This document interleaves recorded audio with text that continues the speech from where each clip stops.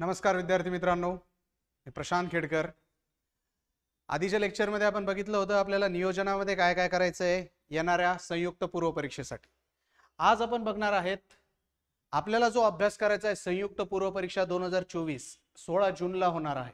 त्या परीक्षेसाठी आपल्याला काय करायचं आहे व रोजचा अभ्यास कसा करायचा आहे, त्यानंतर येणाऱ्या दिवसांमध्ये विषय जे आहेत आपले त्या विषयांचं नियोजन कसं करायचं आहे ते आपण आज बघणार आहोत। प्रत्येक विषयाला किती दिवस द्यायचे अभ्यासासाठी हे आपण आज डिटेल मध्ये बघणार आहोत। बघा, यापूर्वी संयुक्त पूर्व परीक्षा झाली होती 2023 ची। त्या संयुक्त पूर्व परीक्षेला बुद्धिमापन चाचणीचे प्रश्न आले होते 10, इतिहासचे 10, भूगोल 10, अर्थव्यवस्था 15 प्रश्न, चालू घडामोडी 15 प्रश्न, राज्यशास्त्राचे 15 प्रश्न, विज्ञानचे 15 प्रश्न व अंकगणिताचे 10। म्हणजे अंकगणित व बुद्धिमत्ता चाचणी याचे एकूण प्रश्न आले होते 20। आपल्याला अभ्यास करताना या सर्व घटकांचा विचार करणं अत्यंत आवश्यक आहे। सिलेबस तुमच्या समोर आहे। सिलेबस मध्ये आपल्याला आहे इतिहास, भूगोल, अर्थव्यवस्था, चालू घडामोडी, राज्यशास्त्र, सामान्य विज्ञान, अंकगणित व बुद्धिमापन चाचणी। हे आपण मागच्या व्हिडिओमध्येही बघितलेलं आहे। आज आपल्याला जे बघायचं आहे तो आहे आपला महत्त्वाचा घटक म्हणजे दैनिक अभ्यासाचं घटक निहाय विभाजन। बघा, आता तुमच्या समोर स्लाइड मध्ये तुम्हाला 3 घटक केलेले दिसतायत आपण आपल्या दिवसाच्या अभ्यासाचे। ते म्हणजे काय? एक घटक आपण केलेला आहे सामान्य अध्ययन। आता सामान्य अध्ययनामध्ये आपलं इतिहास येतंय, भूगोल येतंय, राज्यघटना येतंय, अर्थशास्त्र येतंय, विज्ञान येतंय, बरोबर आहे।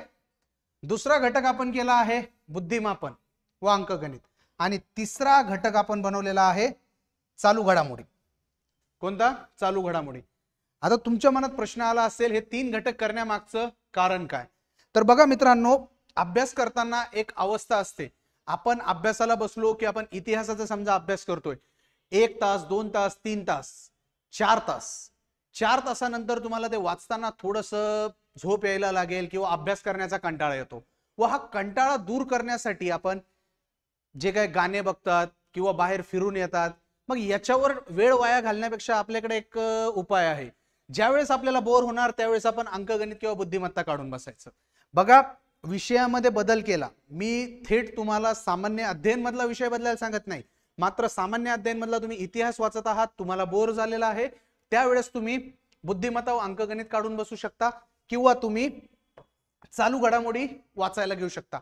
बघा, चालू घडामोडी वाचताना मला नाही वाटत कोणाला बोर होणार आहे, किंवा बुद्धिमत्ता अंकगणित यांची ज्यावेळेस तुम्ही सराव करणार यावेळेस नक्कीच तुम्हाला बोर होणार नाही किंवा झोप येणार नाही। त्यामुळेच आपण अभ्यासाचे जे टप्पे करायचे आहेत त्या टप्प्यांसाठी आपण 3 भाग केलेले आहेत आपल्या सिलेबस मधील विषयांचे। ठीक आहे, समजतंय का? हे डोक्यामध्ये समजून घ्या की आपण 3 घटक का केलेले आहेत व या 3 घटकांचा आपण अभ्यास कसा करायचा व यांचे तुकडे कसे करायचे हेही आपण डिटेल पुढे घेतलेला आहे। बघा, आता तुम्ही एकदा हे बघून घ्या संपूर्ण आपलं। इकडे आहे आपलं जीएस चं सेशन 1। समजतंय? मी जीएस चे ही 2 पार्ट केलेत, सेशन 1 आणि सेशन 2। हे असतील तुमच्या दिवसाच्या अभ्यासाचे 2 भाग, जीएस चा सेशन 1 आणि जीएस चा सेशन 2। जीएस म्हणजे सामान्य अध्ययनचा तुमचा भाग 1 आणि दुसरा अभ्यासाचा भाग 2। आता बघा हे कसे केलेले आहेत हे थोडंसं तुम्ही समजून घ्या। आधी आपण सेशन 1 साइडला बघूयात। बघा, उद्या आहे 2 तारीख 2 फेब्रुवारी, आणि 2 फेब्रुवारी ते 21 फेब्रुवारी तुम्हाला 20 दिवस रोज 4 तास अभ्यास करायचा आहे इतिहासाचा। आता तुम्हाला प्रश्न पडला असेल की पुस्तक कोणते वाचायचे। पुस्तकही आपण पुढील स्लाइड मध्ये बघणार आहोत। आधी तुम्ही हे समजून घ्या की इतिहास हा विषय आता तुम्हाला अभ्यासाचं जे नियोजन लावायचं आहे की उद्या तुम्ही ज्यावेळेस वाचायला सुरुवात करणार आहात तुम्ही 21 तारखेपर्यंत सेशन 1 चा सब्जेक्ट तुमचा असणार आहे इतिहास। कोणता सब्जेक्ट असणार आहे? इतिहास, आणि तो तुम्ही वाचणार आहे 4 तास। बघा, 20 दिवस तुम्ही 4-4 तास वाचून तुम्हाला इतिहास हा विषय पाया रचायचा आहे। मी कंप्लीट करायचा आहे म्हणत नाही, तुम्हाला फक्त फाउंडेशन स्टेज द्यायची आहे 20 दिवसामध्ये। समजतंय? पहिल्या 20 दिवसामध्ये 2 फेब्रुवारी ते 21 फेब्रुवारी मध्ये तुम्हाला पाया द्यायचा आहे इतिहासाच्या अभ्यासाला। त्यानंतर याच 2 फेब्रुवारी ते 21 फेब्रुवारी मध्ये तुम्हाला दिवसातले 4 तास द्यायचे आहेत आणखी अभ्यासाला, ते म्हणजे भूगोलाच्या अभ्यासाला. बघा, भूगोलाच्या अभ्यासालाही तुम्हाला रोज 4 तास द्यायचे आहेत याच कालावधीत. बघा, मी इतिहास आणि भूगोल हे विषय एकाच कालावधीत घेतलेले आहेत, कारण तुमचा दिवसातला अभ्यास हा फक्त 4 तासाचा नाही. 4 तासात तुम्ही करणार आहात आधी इतिहास, त्यानंतरच्या 4 तासात तुम्ही करणार आहात भूगोल. हे तुमचं फक्त मी दिवसांचं नियोजन लावून दिलेलं आहे की तुम्हाला किती दिवस कोणत्या विषयांचा अभ्यास करायचा आहे. प्रत्येक दिवसाचं मिनिट वाईज जे काही नियोजन आहे ते आपण पुढे बघणार आहोत. हे आहे तुमचं अभ्यासाचे किती दिवस द्यायचे आहेत त्याचं नियोजन. म्हणजे बघा, इतिहास आणि भूगोलचं कळलं तुम्हाला. पहिलं सेशन 1 मधला पहिला सब्जेक्ट इतिहास, इकडे सेशन 2 मधला पहिला सब्जेक्ट जिओग्राफी. आता 21 तारखेला या 2 विषयांचा तुमचा जेवढा अभ्यास झालेला असेल तो अभ्यास तिथे स्टॉप करायचा. म्हणजे इतिहासचे तुमचे समजा 4 किंवा 5 चॅप्टर झाले असतील आपल्या संदर्भ ग्रंथातले, आणि भूगोलाचेही तुमचे 4 किंवा 5 चॅप्टर झाले असतील संदर्भ ग्रंथातले, तिथं तुमचा अभ्यास त्यावेळेस थांबवायचा. रिव्हिजन तुमची रोज चालू राहील, मात्र जे काही तुम्ही 4-4 तास देत आहात ते तिथं थांबवायचं. आणि तुमचा पुढचा सब्जेक्ट सुरू होईल 22 तारखेला. तो आहे तुमचा पॉलिटी किंवा राज्यघटना हा विषय. तो तुम्ही 22 तारखेपासून 12 तारखेपर्यंत 20 दिवस करायचा आहे. सेम वर सांगितल्याप्रमाणे रोज 4 तास. समजतंय मित्रांनो? रोज 4 तास. त्यानंतर सेशन 2 म्हणजे दिवसातल्या दुसऱ्या सेशनला तुम्हाला अर्थशास्त्र हा घटक करायचा आहे 20 दिवस, म्हणजे तेच 12 तारखेपर्यंत, 12 मार्च पर्यंत रोज 4 तास. सेम तुमच्या समोर बघा, मी सिलेबस तुम्हाला सिलेबस वाईज आपले 4 घटक झालेले आहे सामान्य अध्ययनचे. बघा, 12 तारखेपर्यंत 4 घटक तुमचे वाचून होत आहेत 12 मार्च पर्यंत. ते म्हणजे कोणता? इतिहास तुमचा वाचून होतोय, तुमचा भूगोल वाचून होतोय, तुमचा पॉलिटी वाचून होतोय, आणि तुमचा इकॉनॉमिक्स. मी वाचून होतोय यासाठी म्हणतोय की तुम्ही पाया रचतायत. सुरुवातीचे 4-4, 5-5 चॅप्टर तुमचे या 20 दिवसातल्या प्रत्येकी 4 तास, म्हणजे तुम्ही 80 तासात पहिले 4 ते 5 चॅप्टर संपवणार आहात, किंवा त्याचा अभ्यास तुमच्याकडून करून घेतला जाणार आहे आमच्या मार्फत. समजतंय? बघा, आता त्यानंतर 12 तारखेनंतर आपण विज्ञानाकडे आलोय. कशाकडे आलोय? विज्ञानाकडे. विज्ञानालाही आपण 4 तास डेली असे देणार आहोत 20 दिवस. समजतंय? तर आपली जीएस ची एक सायकल कंप्लीट झालेली आहे बघा. इतिहास, भूगोल, पॉलिटी, इकॉनॉमिक्स आणि सायन्स. मात्र आपल्याकडे दिवस आहेत आणखी. आपण टोटल वर लिहिलेला आहे बघा. आपला प्लॅन किती दिवसांचा आहे? 100 दिवसांचा. किती दिवसांचा? 100 दिवसांचा प्लॅन आहे. आपण इथं सायन्स वर आलो.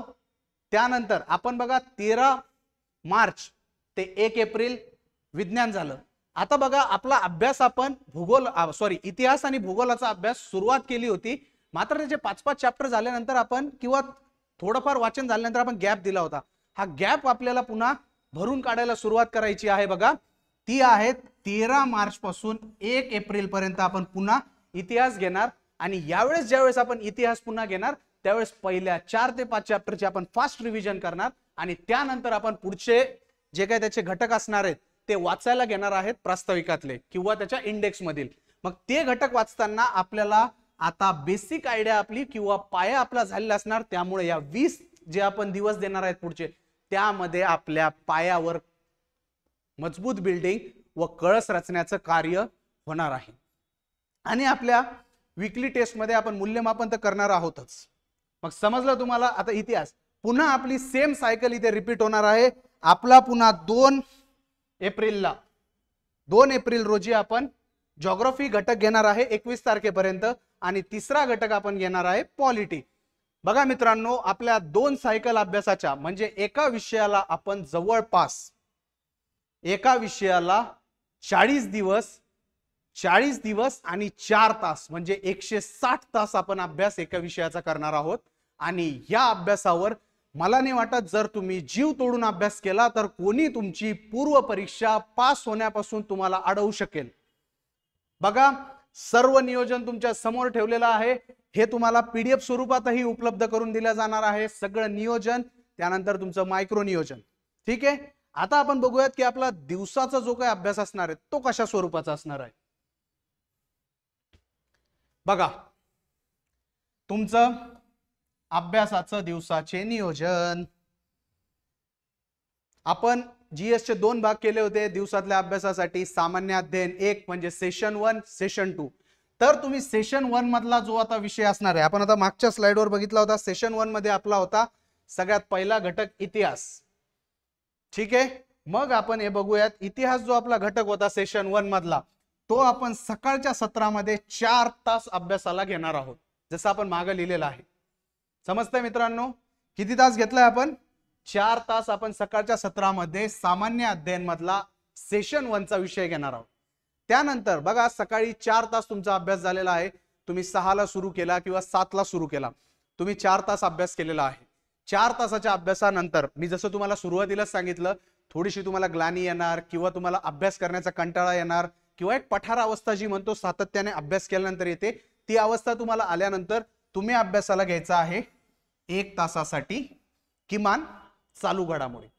त्याच्यामध्ये तुम्ही चालू घडामोडी व बुद्धिमत्ता अंकगणित यामध्ये खालीवर करू शकतात अभ्यासाच्या वेळेनुसार, की तुम्हाला जर वाटलं बुद्धिमत्ता अंकगणिताचा अभ्यास करायचा आहे तर तुम्ही ते स्वतःच्या मर्जीप्रमाणे किंवा स्वतःच्या ग्रास्पिंग पॉवरनुसार तुम्ही चेंज करू शकतात, की तुमचं सेशन 1 झाल्यानंतर तुम्ही चालू घडामोडी घ्या किंवा बुद्धिमत्ता अंकगणित घ्या. मात्र या वेळांमध्ये 4 तास, 1 तास, 1 तास आणि 4 तास यामध्ये कोणताही बदल होता कामा नये. तुम्हाला रोज एवढा अभ्यास करणे 10 तास अनिवार्य असेल. मी तर म्हणतो 10 तास किमान अभ्यास, त्याच्यावर तुम्ही 12 तास करा, 14 तास करा, हरकत नाही. मात्र मिनिमम तुम्हाला 10 तास अभ्यास करावाच लागणार. कारण तुम्हाला जर आम्ही सांगतोय की तुम्हाला पोस्ट भेटेल, तुम्हाला त्या पोस्ट पर्यंत किंवा पूर्व परीक्षा उत्तीर्ण करून मुख्य परीक्षेपर्यंत घेऊन जाऊ, तर तुम्हाला काही गोष्टींसाठी त्याग करावा लागणार. आता तो त्याग कोणत्या स्वरूपाचा असणार आहे? तुम्हाला अभ्यासासाठी काही दिवस मोबाईलचा त्याग करावा लागेल किंवा मोबाईल इंटरनेटचा त्याग करावा लागेल. बघा, मोबाईल इंटरनेटचा त्याग मी यासाठी म्हणतो आहे की मोबाईलवर तुम्ही नॉर्मली जर रील बघणं सुरू केलं तर तुम्ही 1-1, 2-2 तास कंटिन्यू रील पाहतात. हा माझाही अनुभव आहे. मीही काही दिवसांपूर्वी ऑब्झर्व केलं की नॉर्मली आपण रील बघायला लागलो की ते एक ऍडिशन स्वरूपात तुम्ही कंटिन्यू रील स्क्रोल करत राहतात आणि त्यामध्ये तुमचा भरमसाठ वेळ जातो. त्यासाठी तुम्ही साधा मोबाईल घ्या, काही होत नाही. 6 महिने मोबाईल बाजूला ठेवल्याने कोणीही तुमच्यापासून, नातेवाईक असू द्या किंवा तुमचे रिलेटिव्ह असू द्या, नातेवाईक किंवा मित्र, कोणीही तुमच्यापासून दूर जाणार नाहीत. मात्र वेळ तुमच्यापासून दूर नक्कीच जाणार आहे. त्यामुळे जर तुम्हाला वेळेला महत्त्व द्यायचं असेल आणि येणाऱ्या एक्झामला महत्त्व द्यायचं असेल तर मोबाईल काही दिवस नक्की टाळा. यस, मी म्हणेल की तुम्ही अभ्यासासाठी मोबाईल नक्कीच वापरा, कारण तुम्हाला अभ्यासाचे लेक्चर बघत असाल, हे बघत असाल तर नक्कीच डिजिटलायझेशनचा तुम्हाला फायदा होणार आहे. मात्र तुम्ही जर सोशल मीडियावर वेळ वाया घातला तर मित्रांनो, तुमचा येणारा रिझल्ट नक्कीच तुमच्यापासून दूर जाईल. बघा, मी ज्या वेळेस 11वी-12वी होतो त्यावेळेस एका सरांनी एक वाक्य सांगितलेलं होतं. आता ते वाक्य त्यावेळेस बऱ्याच जणांनी सिरियस घेतलं, बऱ्याच जणांनी टाळलं होतं 11वी-12वीला. बघा, आज मेहनत घेतली तर उद्या मजा करायला भेटेल आणि आज मजा केली तर आयुष्यभर मेहनत करावी लागणार आहे. तर आता तुमच्यावर आहे की आयुष्यभर मेहनत करायची का येणाऱ्या काही महिन्यांसाठी मेहनत करायची. समजताय मित्रांनो?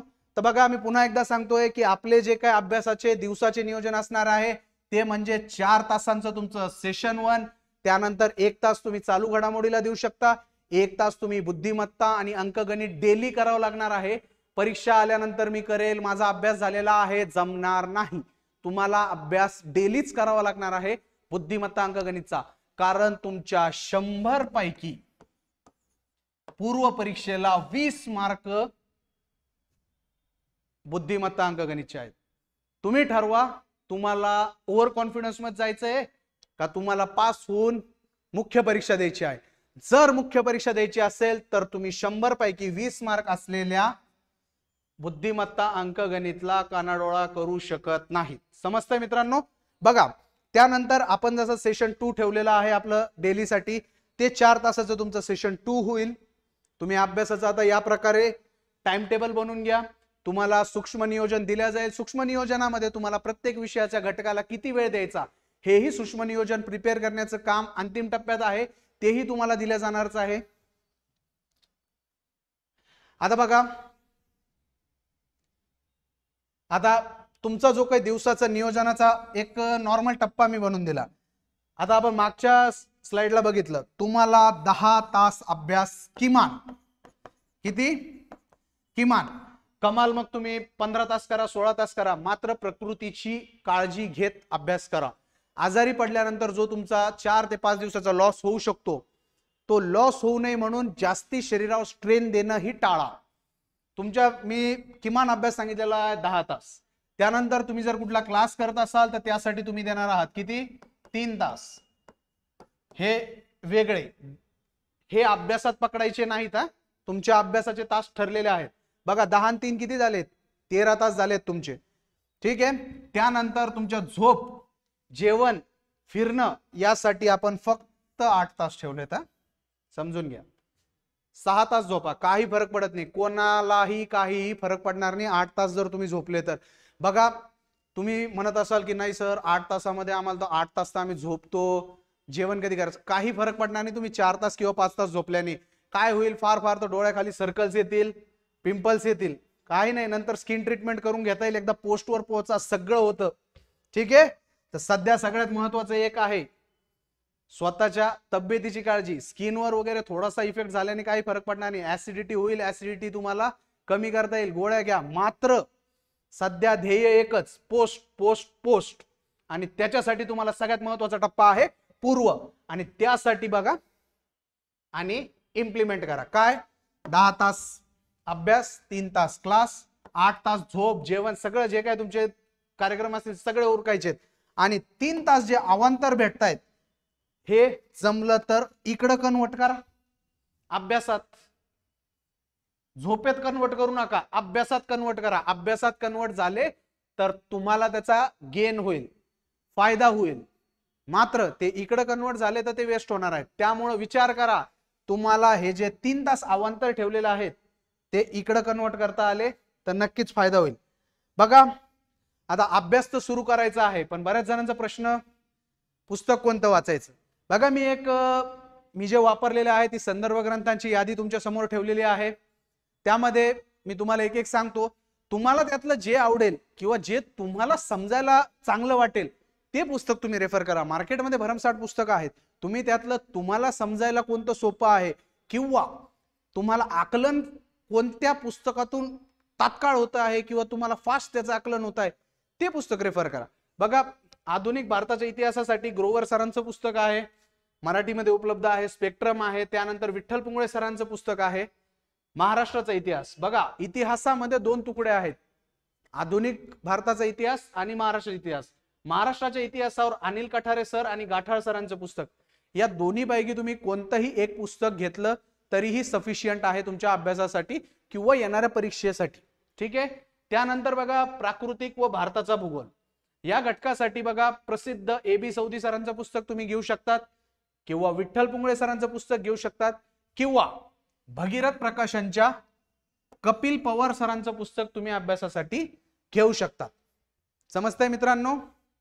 त्यानंतर महाराष्ट्र भूगोलसाठी तुम्ही AB सौदी सरांचं पुस्तक आहे, भूगोलसाठी सौदी सर पूर्ण राज्यभर फेमस आहेत, किंवा विठ्ठल पुंगळे सरांचं पुस्तकही एकदम व्यवस्थित डाटा कंटेंट सह दिलेलं आहे. मी स्वतः वापरलेलं आहे, त्यामुळे मी तुम्हाला रिकमेंड करेल की या 2 पुस्तकापैकी तुम्ही कोणतंही घेतलं तर तुम्हाला नक्कीच परीक्षेतील प्रत्येक घटकाचा किंवा घटक सॉल्व्ह करण्यासाठी फायदा होईल. त्यानंतर बघा राज्य घटनेसाठी मी तुम्हाला एकच पुस्तक सांगितलं आहे, एकच, M लक्ष्मीकांत सरांचे पुस्तक. बघा आयोगाचे जे पेपर आहेत त्या पेपरला सरळ सरळ M लक्ष्मीकांत सरांच्या पुस्तकातून विधानच्या विधान जसेच्या तसे आलेले आहेत. व हे पुस्तक UPSC साठीही संदर्भ ग्रंथ म्हणून वाचलं जातं. याची भाषा कोणत्याही प्रकारे UPSC सारखी तुम्हाला जर वाटेल की UPSC पुस्तक आम्ही वापरू का, भाषा बिलकुल अवघड नाही, भाषा एकदम सोपी आहे. सर्वसामान्य माणसाला किंवा ज्याचा सर्वसामान्य अभ्यास आहे त्यांनाही समजण्यासारखी भाषा आहे. त्यामुळे कोणताही बाऊ न करता M लक्ष्मीकांत सरांचं पुस्तक तुम्ही पॉलिटीसाठी किंवा राज्य घटनेसाठी रेफर करा. पंचायत राज साठी बघा TMH पब्लिकेशनचं प्रशांत कदम सरांचं पुस्तक आहे. या पुस्तकात तुम्हाला इत्यंभूत जे काही पंचायत राजचे 4 ते 5 प्रश्न असतात ते तात्काळ व जागेवर सुटतील असं या पुस्तकामध्ये डिटेल दिलेलं आहे. त्यामुळे तुम्हाला कोणताही दुसऱ्या पुस्तकाकडे जायची गरज भासणार नाही. बघा, अर्थशास्त्र. अर्थशास्त्रासाठी राज्यातले प्रसिद्ध मार्गदर्शक तसेच तज्ञ रंजन कोळंबे सर किंवा किरण देसले सर यांची पुस्तकं तुम्ही वापरू शकतात अर्थशास्त्रासाठी. सामान्य विज्ञानासाठी ही मी एकच पुस्तक सांगितलेलं आहे. आणि अनिल कोलते सरांचं जे पुस्तक आहे सॉरी अनिल कोलते सरांचं पुस्तक तुम्हाला इंग्लिशमध्ये उपलब्ध होईल. बऱ्याच जणांचा इश्यू असतो की आमचं 12वीला सायन्स होतं किंवा आम्ही कॉन्व्हेंटमधून आलेलो आहोत, आम्हाला मराठीमध्ये सायन्स वाचायला थोडंसं अवघड जातं.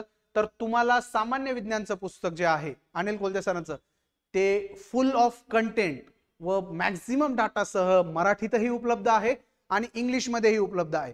तुम्ही दोन्ही पैकी कोणतीही एडिशन घेऊन अभ्यास करू शकतात व तुम्हाला सामान्य विज्ञानच्या संकल्पना समजायला व परीक्षेमध्ये पूर्व परीक्षेमधले मॅक्झिमम प्रश्न सॉल्व्ह व्हायला नक्की त्याचा उपयोग होईल. बघा, आता चालू घडामोडी घटक जो आहे, 15 प्रश्न आहेत आपले चालू घडामोडीला. या चालू घडामोडीसाठी अभिनव प्रकाशनचं पुस्तक किंवा सिम्प्लिफाईड करंट या दोन पैकी तुम्ही कोणतंही पुस्तक घेऊ शकतात.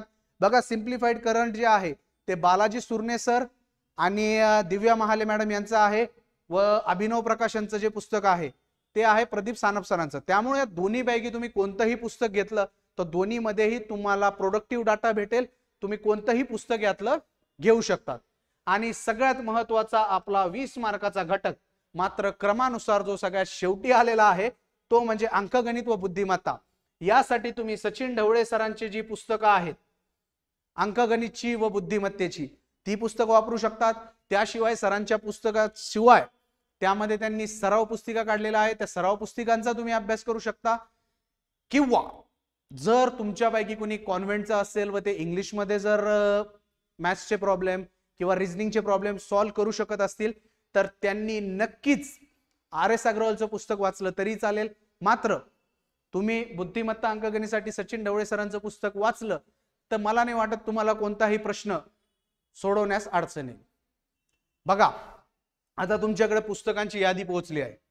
तुमच्याकडे PDF स्वरूपात मी हा टाइम टेबलही उपलब्ध करून देतो आहे. कोणत्या दिवशी तुम्ही एकदा बघून घ्या.